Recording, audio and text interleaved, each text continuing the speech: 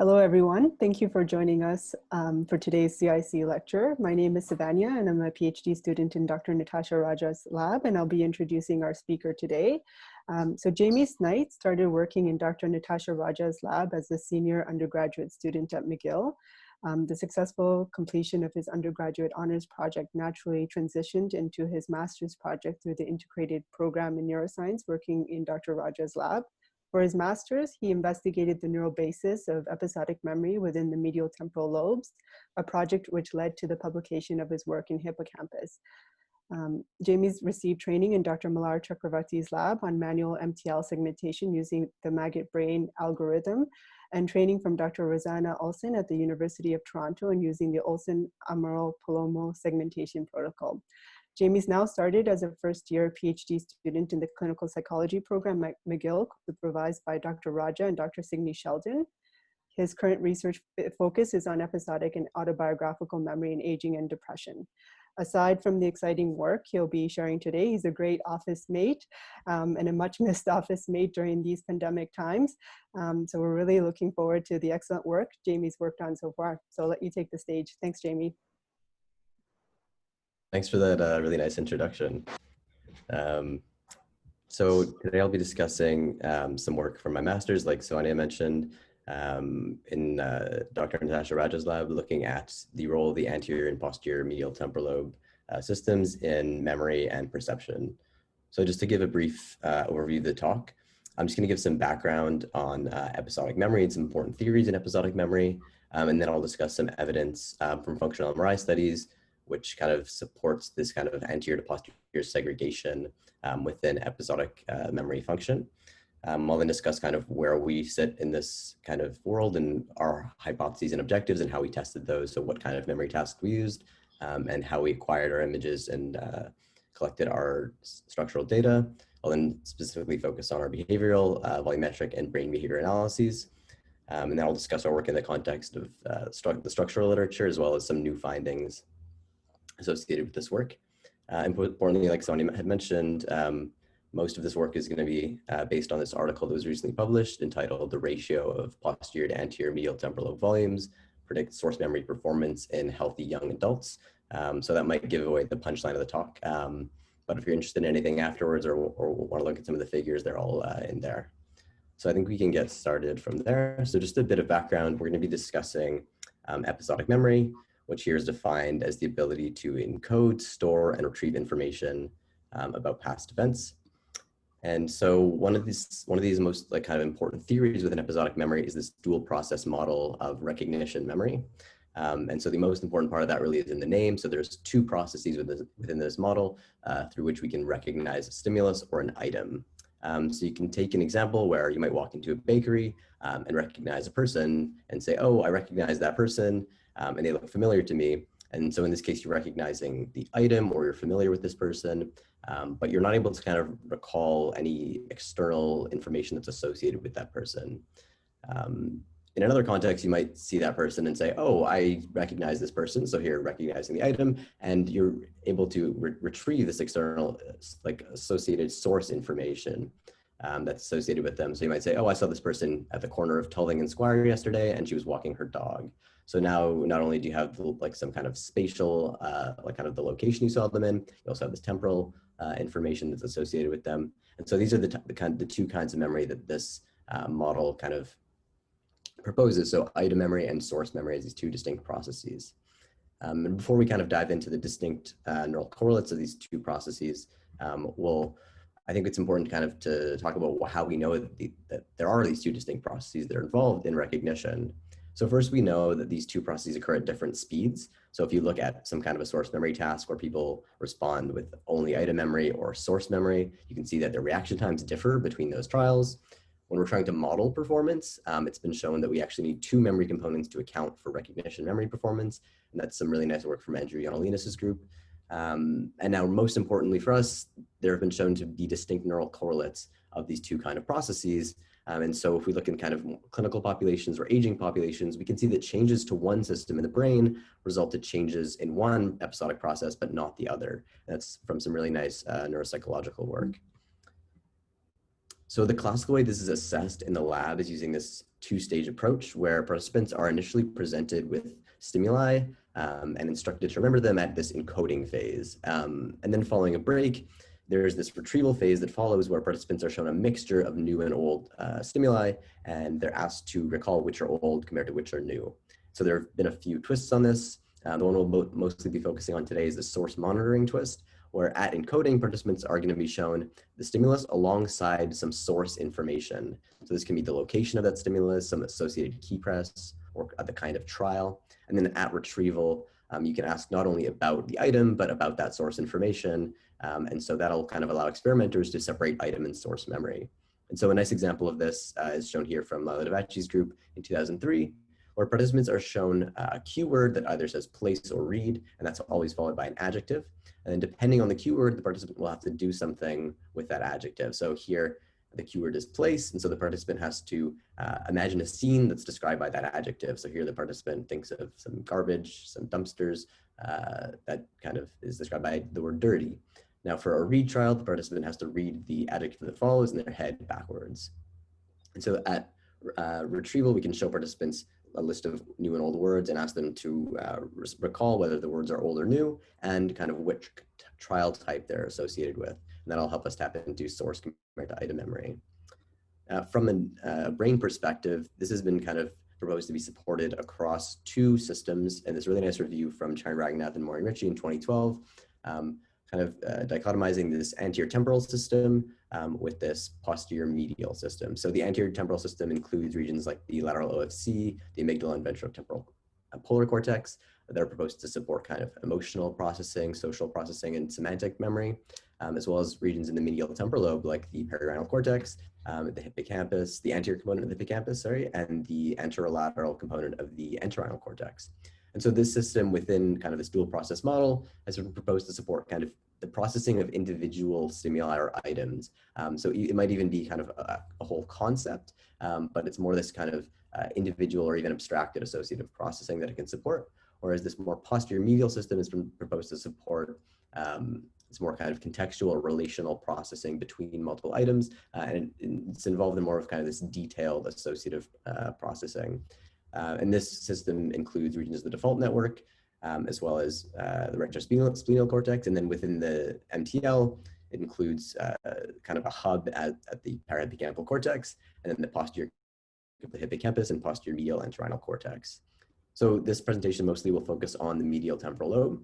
So the regions we're looking at here are going to be within these three major structures in the medial temporal lobe. So within the MTL cortex, at the anterior end, we have the perirhinal cortex, which again was that hub of the anterior temporal system. And at the posterior end of the MTL, we have the parahippocampal cortex, which again was the hub of that proposed posterior medial system. And then within the entorhinal cortex, again, we have this anterolateral and posterior medial component. And the same is true at the level of the hippocampus with this anterior and posterior component. And so what you might notice here is that we have these three structures, and within them, they each have this anterior and posterior component. And what's going to be important here is we have these anterior and posterior structures that are proposed to support these kind of opposing functions within this dual process model.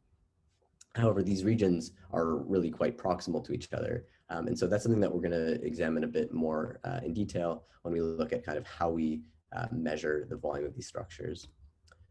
So just going back on this work from Devachi and colleagues, they're going to be focusing on the perirhinal cortex and the parahippocampal cortex. And they actually imaged patients while they were completing this task. And what they were able to find was that activity of the perirhinal cortex was able to differentiate between recognized and forgotten items. So it's more important for item memory, we can say. And at the level of the parahippocampal cortex, there's this kind of there's greater activity for item source memory compared to item only memory.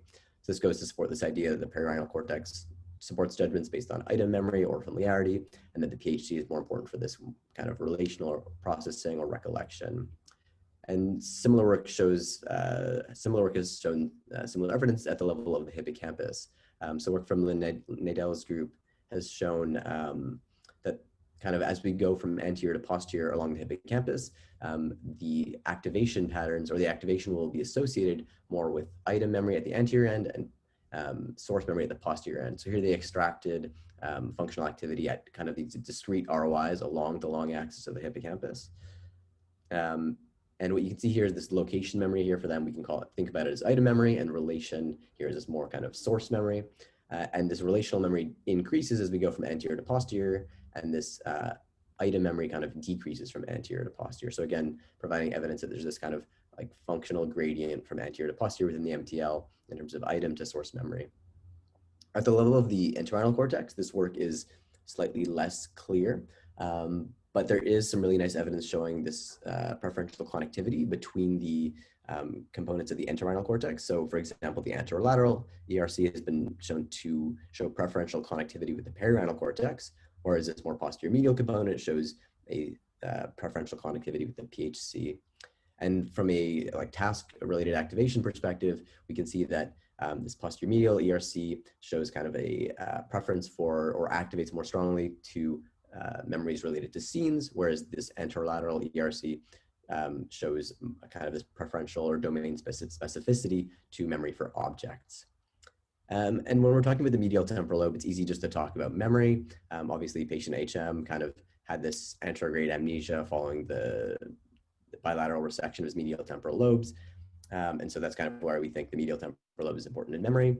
But there's important work focused kind of on this model called the representational hierarchical theory from Tim Bussey and Lisa Succeda's group, where they kind of proposed that instead of kind of processes being supported by specific kinds of regions, they say that the regional contributions to memory and perceptual processes are actually dependent on the representational domain of the stimulus, and the function that the region or the process or operation that the region is going to support kind of is more related to where it exists within the hierarchy of certain pathways. So along this object analyzer pathway or this ventral visual stream, at the ventral apex lies the perirhinal cortex within the MTL. And so this region has been shown to be associated with this more this complex high order perception. And so what they did here was they showed these images to non-human primates. So these images are pretty easy to discriminate between. And these images below are a bit harder to discriminate between, they're a bit blurred. And what they did was they lesioned the perirhinal cortex and the hippocampus in these animals. And they found that on these kind of hard or more ambiguous perception trials, these animals with the perirhinal lesions showed a severe deficit. This has also been looked at in humans, and we'll go into this task a little bit more in detail when we talk about our study. But what we can see here is this kind of these complex perception and simpler perception.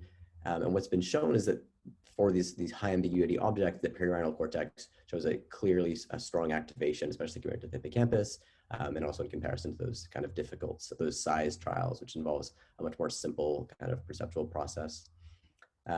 This kind of anterior to posterior dissociation has also been conceptualized more recently by Signy Sheldon's group, where kind of the cortical regions might differ a bit with the TMAT model, but the MTL kind of organization is relatively similar. So again, at the anterior component, we have this anterior hippocampus and the perirhinal cortex, and the posterior hippocampus, as well as the PHC and the posterior component. And this has been kind of thought of rather than kind of item and source. We can think of it also as conceptual or perceptual remembering.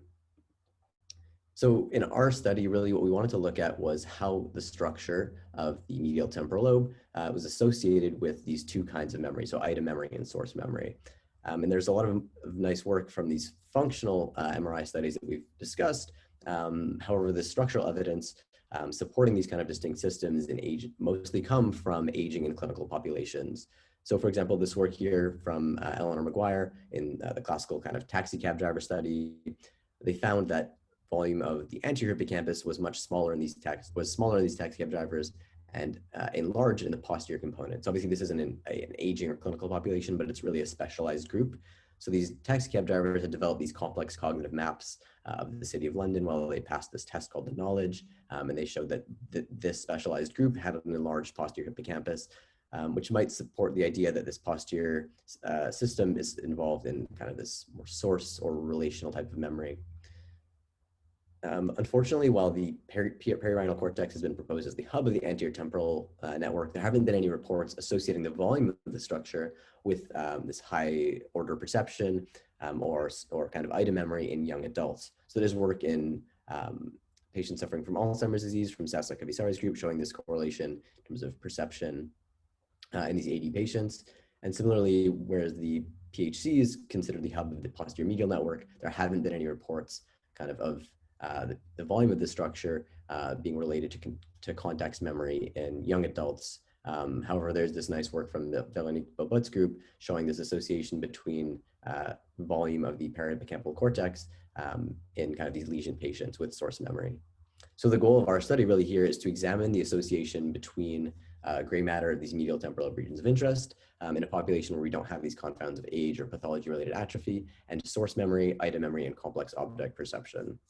So our hypotheses here are as follows. So first, we predicted that volume of the posterior MTL regions would predict source memory accuracy, and that volume of the anterior MTL regions would positively predict item memory and accuracy on a high ambiguity feature conjunctive discrimination task. So that's going to be similar to that perception task that we just went over. And so our final hypothesis is as follows. So we also wanted to look at how the ratios of these structures kind of in comparison to each other, rather than in comparison to the total brain volume, would predict task performance.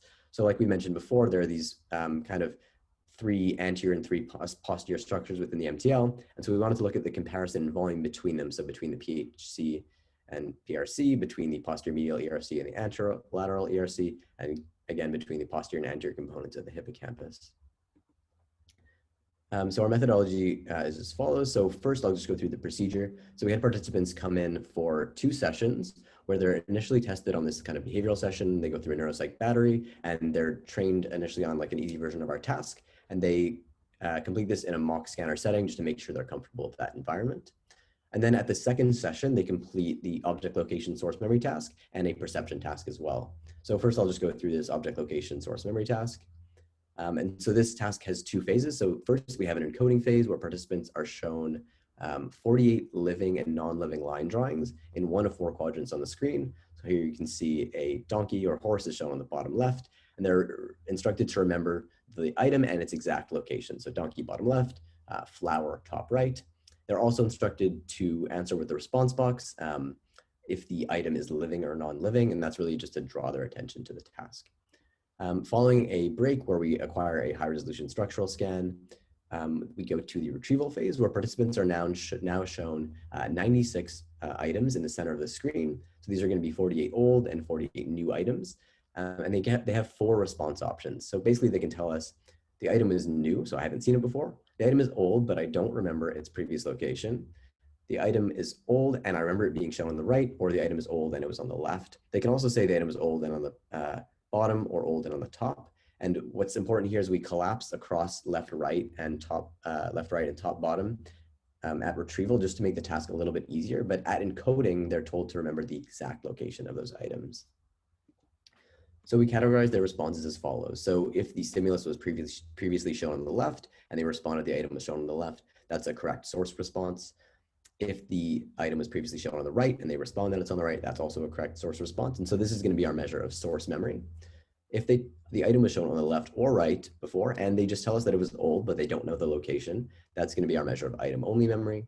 And if the item was shown previously on the right, but they answered that it was on the left, that's going to be a measure of source misattribution. So here they're either guessing the source, so they remember the item clearly, but they can't really get at what the source was, so they might have a false memory, or they might just be guessing what it is.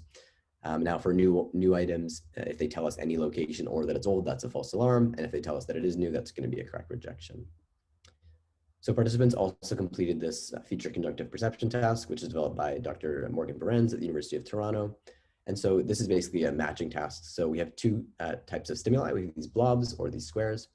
So these blobs are going to have these 3 features. So there's this outer shape, an inner shape, and an inner gradient.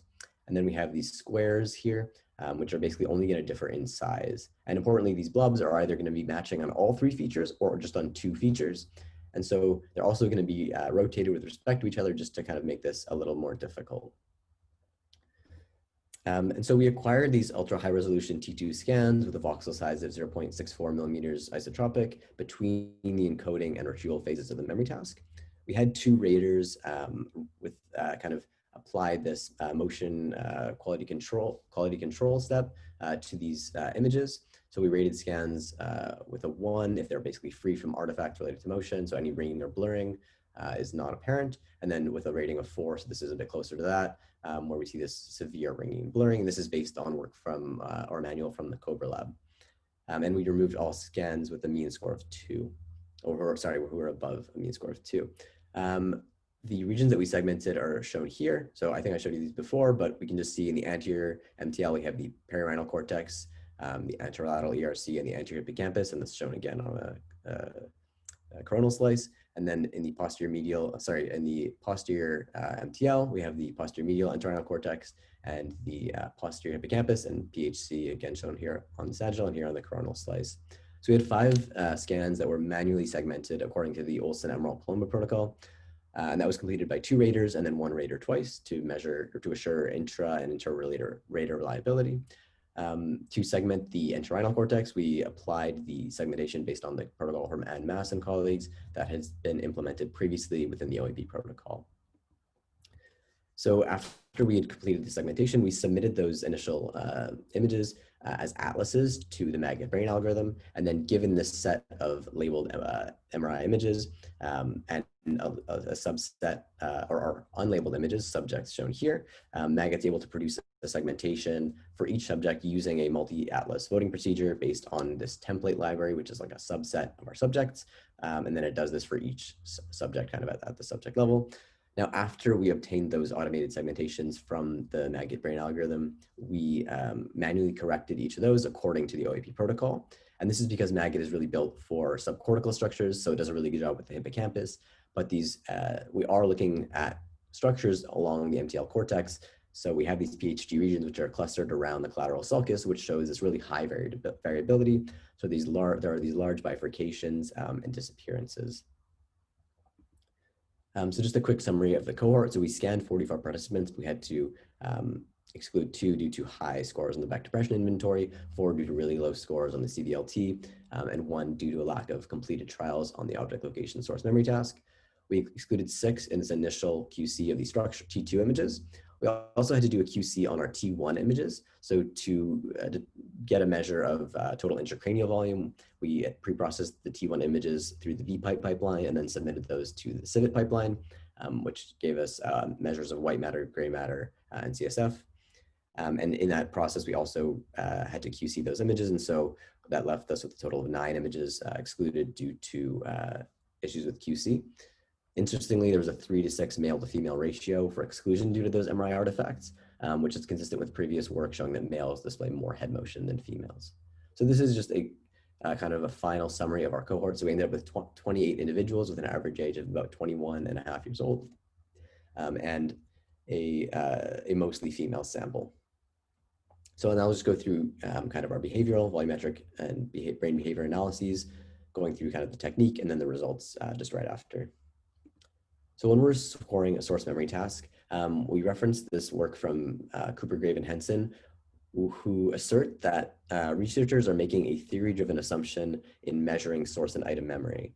So the way that we measure source and memory, or the way that we calculate our accuracy measures, there's going to be an assumption that's underlying it. So because for us, the goal here is to investigate the neural correlates of this dual process model of episodic memory, our data must be scored accordingly. And so the assumption we're making here is that source item and item only representations and the retrieval processes involved in those processes are actually distinct.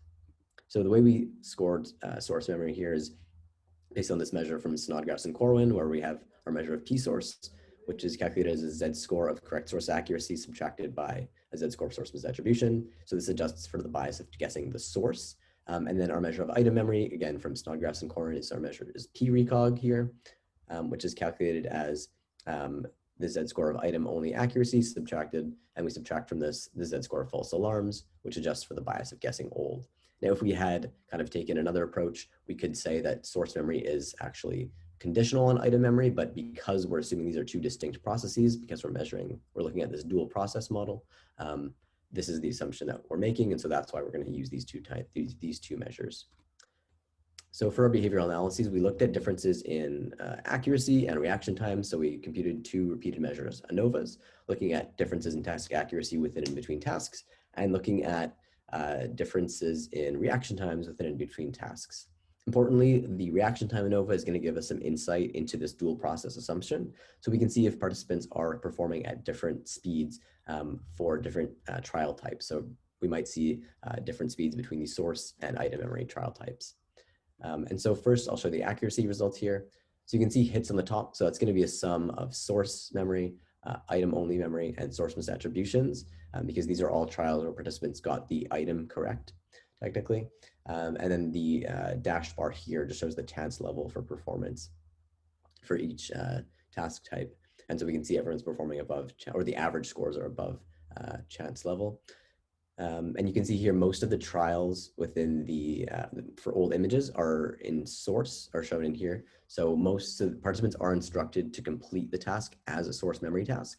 And so that's really where their attention is and what their goal is of doing the task at retrieval. And so we don't have a high proportion of this item only memory measure, only about 15%. And that might be important later on when we're trying to look at brain behavior associations.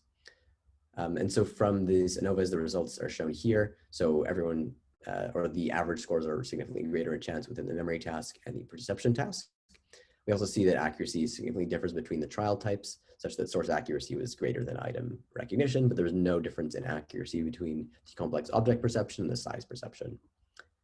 Now, when we're looking at reaction times, the main thing we can see here really is that there's this difference. It looks like there's this difference between source memory and item only memory, where people are completing the source trial much faster than item only memory. And what might be happening here is that when you know the item and the source, you're able to retrieve that kind of as one distinct representation, and that's a quicker process than where you might see the item and say, oh, I recognize that item, but I'm not sure where that source is. Let me try to figure it out. And then when you realize you can't figure it out, you respond just with the item only response.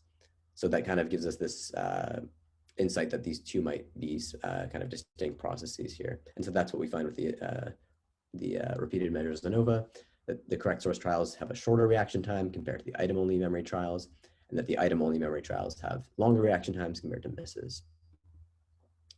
For our volumetric analyses, we computed two types of inter-rater and intra-rater reliability. So we used the dice similarity coefficient to look at spatial overlap between labels. And then we also computed a two-way random effects, ICC, for our inter-rater reliability, which would basically consider only the similarity in the total volume of these structures. We did the same thing for the intra-rater, but here we're using a two-way mixed effects, ICC. The general ranges we want to fall in for the ICC is about above 0.6. Anything there is pretty good. And for the dice, anything above 0.7 is generally pretty good. Importantly, the dice similarity coefficient is actually going to be penalizing regions which are long from the anterior to posterior axis, but short from the superior to inferior axis. And that's the type of region that we're looking at here, the type of structure we're looking at here. And so that's just something that I think is important to note. But generally, we're relatively happy with these reliability measures. The only structure that shows kind of something that might be a bit questionable is the posterior medial entorhinal cortex. But the structure is quite small, and so if there's any slight difference in segmentation between raters or even within rater, that will show up in this result. So this is just a quick violin plot showing the volume of these regions and their variability. So what's probably pretty striking here is the perirhinal cortex. So because this region is clustered around the collateral sulcus, and this is the most anterior region that we segment. So depending where the collateral sulcus starts will depend kind of how many extra slices, of the PRC we have. And because again of those disappearances and bifurcations, there's quite a lot of variability between individuals. So that's what we can see here, this large range. And then you can see kind of the volume, the general raw volume in millimeters cubed of each other region. I'll just show you now kind of a quick table with obviously the raw volumes in millimeters cubed here, and then as a proportion of ICV. So we calculated just as a percentage of the sum of gray matter, white matter, and CSF. We also calculated a volumetric ratio between our posterior and anterior structures within the entorhinal cortex, the hippocampus, and the MTL cortex. So when we wanted to look at these associations between brain behavior, looking at kind of how the structure of specific regions associate with specific memory functions, we wanted to make sure that we knew what we were doing. So we are investigating here the volume of these highly proximal and related structures, but here that are proposed to support these opposing functions. So we know that these brain regions do not function or develop apart from one another. So we wanted to take a bit more of a network perspective here. So to do this, we employed PLS regressions, which would help us examine these weighted patterns of brain structure that maximally covariate with our behavioral measures. So a disadvantage of this, obviously, is that we can't determine the effect of an individual region in predicting behavior while accounting for all other effects. But we also, unfortunately, do see these high correlations between brain regions. And so the PLS is also going to help us deal with collinearity. This is just a nice figure showing the type of PLS that we're using. So this is PLS regression predicting behavior from our brain measures. This was shown in a recent CIC talk that was really nice about these multivariate techniques. And so the way PLS works, just quickly, it's going to be decomposing a correlation matrix between our behavior and our brain measures to explain the greatest covariance between them using a singular value decomposition. So we conducted these PLS regressions in R using the PLS library. We ran one model per behavioral variable using RI volumes, one model per behavioral variable using ratio volumes. So that leads to a total of 8 models. So we have 4 behavioral measures of interest, so source memory, item memory, complex object perception, and size perception. We also had some volumetric, so we had our volumetric measures as a proportion of ICV and our ratio measures. So for example, we have our regression for source memory, and we compute this again with our ratio measures, and then we do this again for item memory, which leads us to a total of 8 models. So within these PLS regressions, we standardize all our independent variables.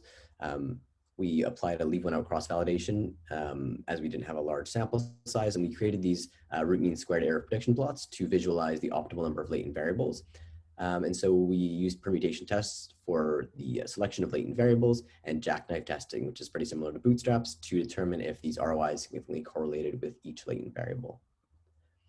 So what we found here was that for source memory, we found a significant latent variable predicting source memory for our ICV regressions and our ratio regression. So as you can see here, this plot shows the selection of one LV or one component for these ICV measures and for the ratio regression, but we don't find any significant components in item memory, in complex object perception, or in size discrimination. So I'll first go over the latent variable that's associated with source memory as the volumes are computed as a percentage of ICV. So what we can see here is there's a significant negative correlation between the PRC and the anterior hippocampus with this LV, and a significant positive association between the posterior hippocampus with this LV. And this latent variable predicts 30.75% of the variance in source memory performance, such that this pattern of brain structure in the MTL is significantly positively associated with source memory performance. So larger posterior hippocampus, smaller anterior hippocampus, and smaller perirhinal cortex was associated with better performance. Now, when we're looking at ratios, we see something relatively similar. So we see this posterior to anterior ratio in the hippocampus and in the MTL cortex is positively associated with this LV that predicts 54% of the variance in source memory performance. And so basically a larger volume within the posterior components of the MTL compared to the anterior components, rather than compared to the whole brain, is going to predict or positively predict source memory performance, so better performance with more volume in the posterior components compared to the anterior. So I'll now just discuss these results kind of in the context of literature and show some nice new results that we have from a new project. So first we'll look at our results in the context of these other brain behavior associations.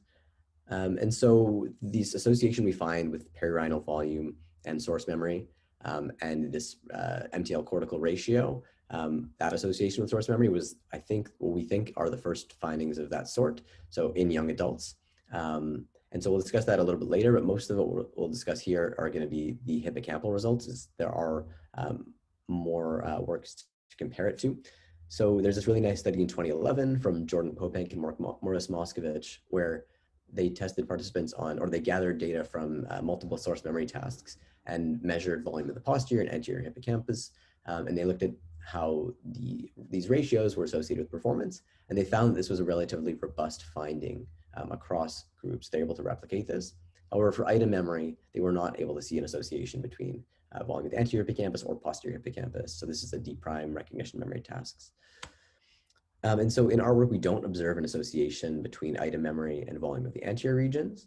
Instead, our results suggest that both these anterior and posterior structures support source memory, but that this is instead represented by this anatomical differentiation across the long axis of the MTL.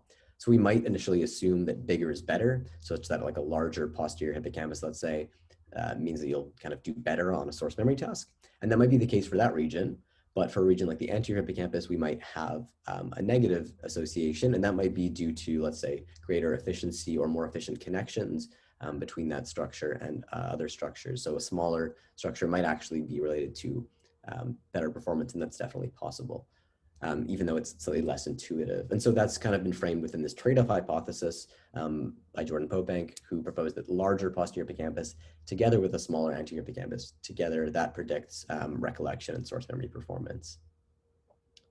So now when we're looking at the biological relevance of this, I'll first discuss some work in humans and then go into some more neurobiological work, kind of trying to dissect why we see this result. So in humans, we see changes in the volume of the posterior hippocampus that's associated with the acquisition of these complex cognitive maps. So this is nice work from Catherine Wool and Eleanor McGuire in 2011, where they followed these taxi cab drivers as they call it acquiring the knowledge, while they develop these complex cognitive maps to pass this test to become taxi cab drivers in London. And they find that there is growth in the posterior hippocampus associated with this, but they don't find changes in the anterior hippocampus. Looking at another longitudinal developmental study from Gottge and colleagues, it's been found that the anterior hippocampus actually decreases in volume across development, and the posterior hippocampus increases in volume. And what we can see here, it's a bit of an old study, so the figure is not super clear, but you can see basically the curves for each kind of ROI along the hippocampus, but generally there's this kind of decrease in development of the anterior hippocampus and increase in the posterior hippocampus. And most importantly, in relation to our work, is the work from Dana DeMaster's group in 2014, which showed that these different kind of associations between volume and source memory performance in children and adults, so across development. So for example, they found that a larger hippocampal tail, which is a component of the posterior hippocampus, was positively associated with episodic memory performance in children. And then in adults, they found a negative association with the hippocampal head, which is just the anterior hippocampus for us, and a positive association between source memory performance and the body hippocampus, which is a large portion of the posterior hippocampus. So in adults, the associations between hippocampal volume and episodic memory might just correspond to the direction of volumetric change, kind of where you are in your hippocampal developmental trajectory. So if you're farther along, you'll probably have a smaller anterior hippocampus and perform better. And if you're earlier along, then we know the opposite is probably true. When we're talking about the hippocampus, obviously it's important to discuss the subfields.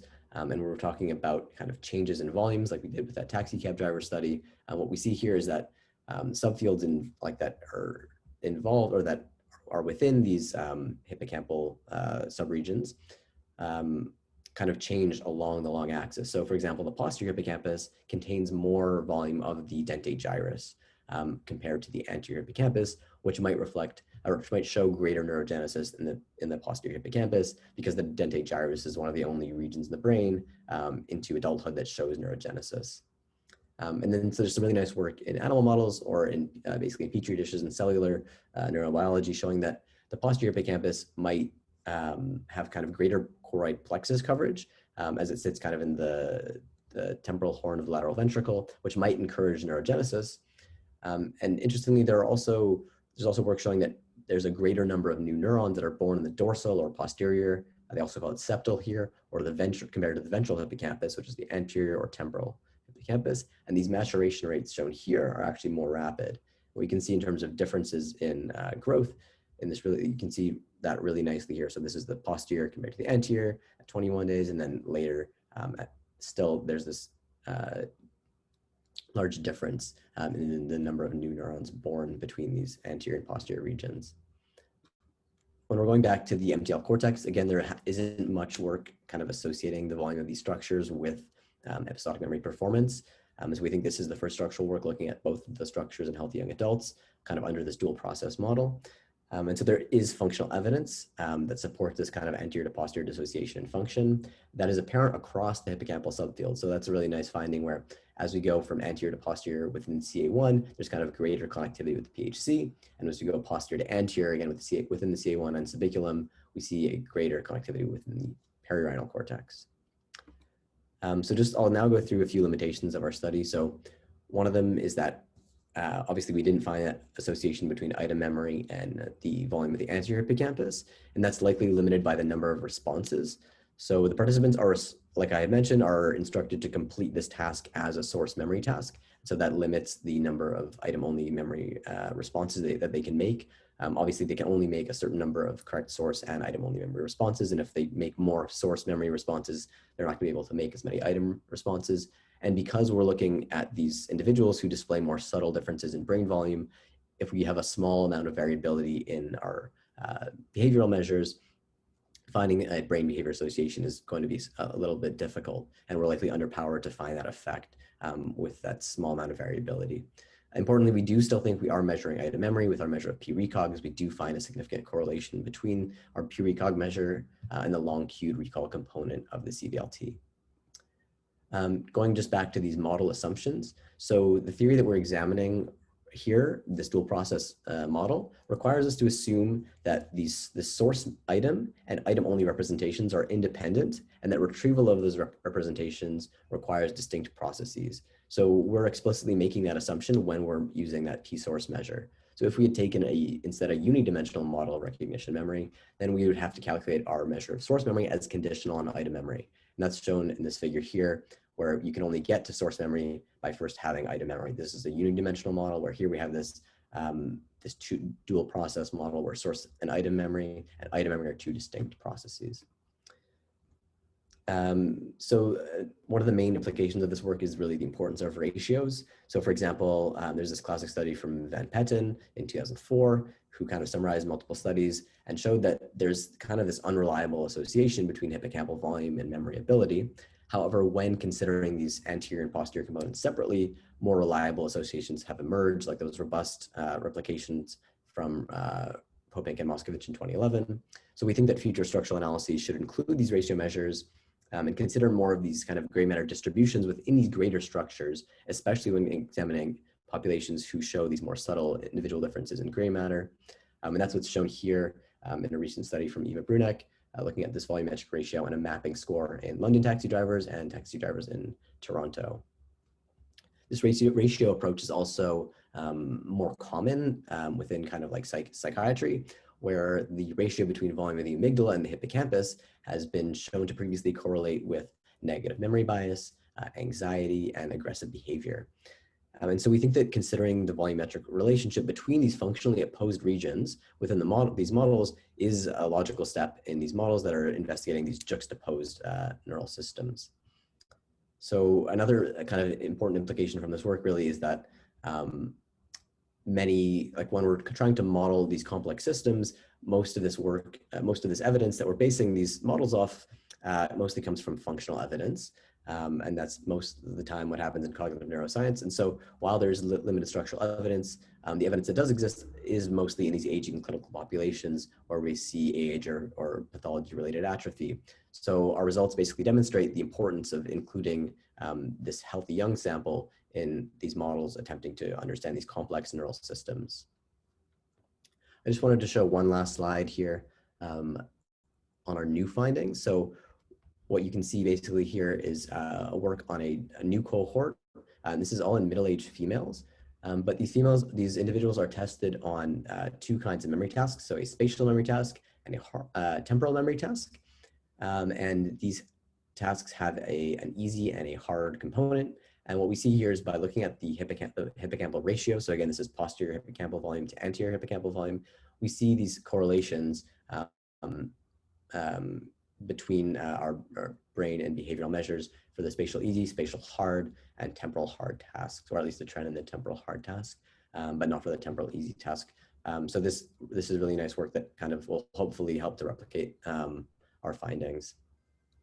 So I just want to thank Dr. Natasha Rajah and everyone who helped with this project, Dr. Olson and Dr. Brents from University of Toronto, Dr. Devinier at McGill, and then all of my great lab mates who were super helpful with all of this.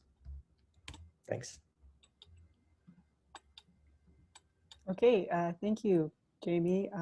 We'll open it up to questions. We have 10 more minutes, so please unmute yourself and speak, or if you're uncomfortable, send me a message, private or general, and I'll ask Jamie.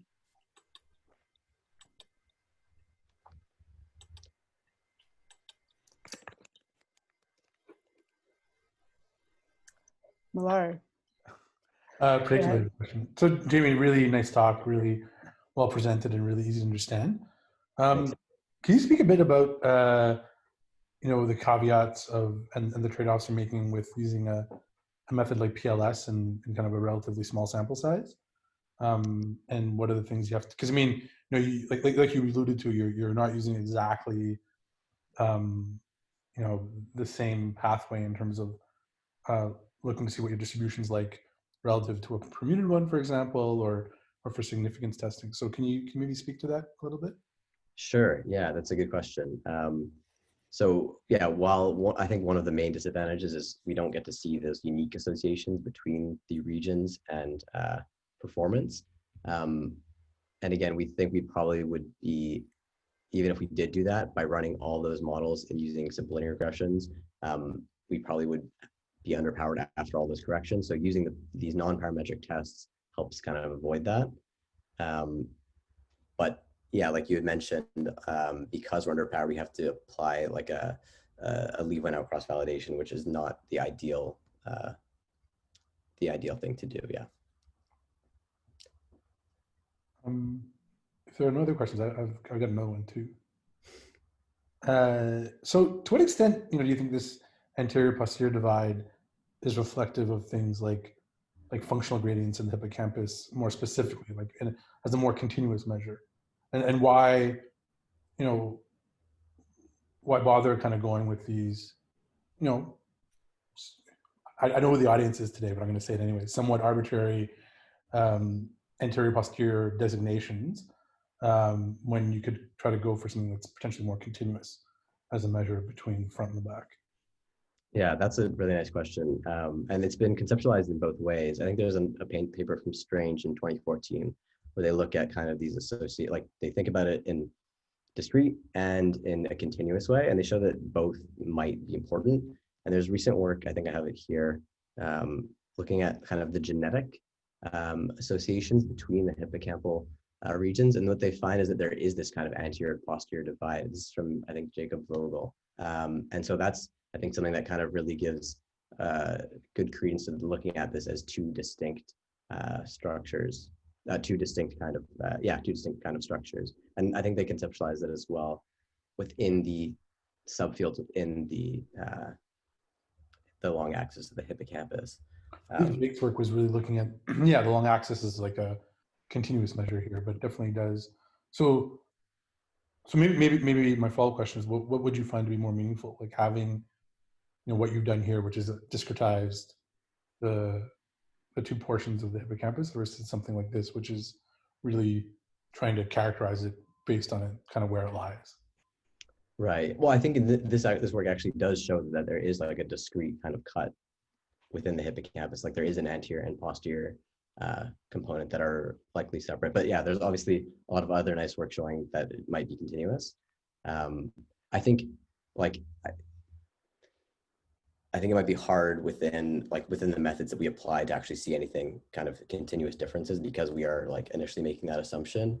But I guess you could use something like you can extract, or you can, I guess, make like a mask along the hippocampus at discrete ROIs, look at how that differs between people using something like a VBM to look at the same kind of a thing. But I don't know how consistent that would be between individuals. We could use like a Jacobian type measure too, right? Like right. With DBM. Yeah. That might be pretty sensitive to this. I mean, Ross Laval, I think, if I hope I'm not, from Boris Bernard's lab. I mean, he has that beautiful work showing kind of the differentiation both volumetrically versus myelin, right? And that's right. Just something to consider as well. Definitely, yeah. Or functionally versus myelin, sorry. Functional, yeah, I think so. Jamie, would you be interested in considering the functional analyses of the ROIs and seeing how that relates with brain structure and behavior? Yeah, that's a good question. So we attempted to look at that at some point. The issue I think here was really the sample size. So obviously there's a hard QC we have to do for the brain structure, but we also have to do something for the functional analyses. And then the other issue that comes up there is within the hippocampus, we can image it pretty well, but the other MTL structures that we're looking at relatively hard to image, and there's some dropout that we see. And so that's a bit harder to do. But hopefully in future work, we can kind of look at that structure function association, because yeah, that's something that I think is very, very cool to look at. I have a question from Vale. So she's coming from the frontal temporal dementia research. I'm compelled to ask about left versus right hemisphere differences. Did you see anything there? We actually didn't look at that. We kind of combined across hemispheres. But I think, well, from what I remember, most of the literature find that these effects are more consistent across in the left hemisphere. But I don't remember exactly. It also seems like you're interested in looking at sort of sex differences. I know in your current sample for the study that you covered, there was a larger sample of females. Did you sort of see any sex results and sex effects? And do you think that could potentially like carry over to the new analyses that you're running with the female sample that you showed?